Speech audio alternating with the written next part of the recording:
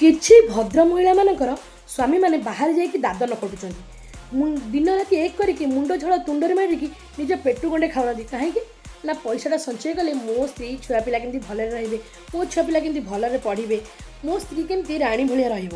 ଆଉ ସେଇ ଜାଗାରେ କିଛି ସମସ୍ତେ ନୁହେଁ, କିଛି ଅଭଦ୍ର ସ୍ତ୍ରୀ ଲୋକ ଅଛନ୍ତି ଯେଉଁମାନେ ପର ପୁରୁଷ ପ୍ରତି ଏତେ ଲାଳିତ ହୋଇଯାଉଛନ୍ତି ଯେ ପର ଘର ଭାଙ୍ଗିକି ସେ ପୁରୁଷକୁ ନିଜର କରିକି ଅୟସାରାମର ଜିନ୍ଦଗି ଜିଉଛନ୍ତି। ଖାଲି ଅୟସାରାମ ତ ନୁହେଁ, ସୁନା ଗହଣା, ଭଲ ଶାଢ଼ୀ, ଭଲ ଦାମୀ ଶାଢ଼ୀ ଘରଦ୍ୱାର କରିକି ସ୍ୱର୍ଗୀୟ ସୁଖର ପ୍ରାପ୍ତି କରୁଛନ୍ତି।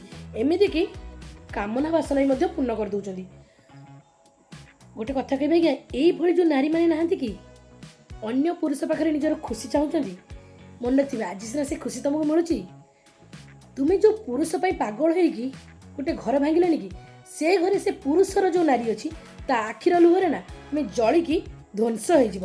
ଆଜି ଯେଉଁ ସୁଖ ମିଳୁଛି ସେ ସୁଖ ସବୁଦିନ ରହିବନି, କିଛି ମୁହୂର୍ତ୍ତ ପରେ ନହେଲେ ଭବିଷ୍ୟତରେ, ନହେଲେ ତୁମ ଶେଷ ସମୟରେ ଏମିତି ଦହଗଞ୍ଜ କଷ୍ଟ ପାଇକି ମରିବ ଯେ ନର୍କ ଯନ୍ତ୍ରଣା ଠାରୁ ବି ବଳିଯିବ।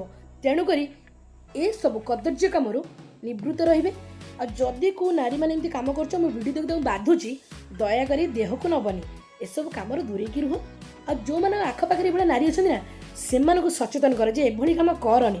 କାହିଁକିନା ଏମିତି କାମ କଲେ ନିଜ ସ୍ୱାମୀର ଆୟୁଷ ହାନି ହେବ, ଶେଷରେ ତୁମ ଜୀବନ ବି ଭଲରେ କଟିବନି। ଯଦି କାହା ଖରାପ ଲାଗୁଛି ମୋତେ କ୍ଷମା କରିଦେବ। ରହିଲି, ବାଏ ବାଏ, ଦେଖା ହେବ ନେକ୍ସଟ ଭିଡ଼ିଓରେ। Thank you.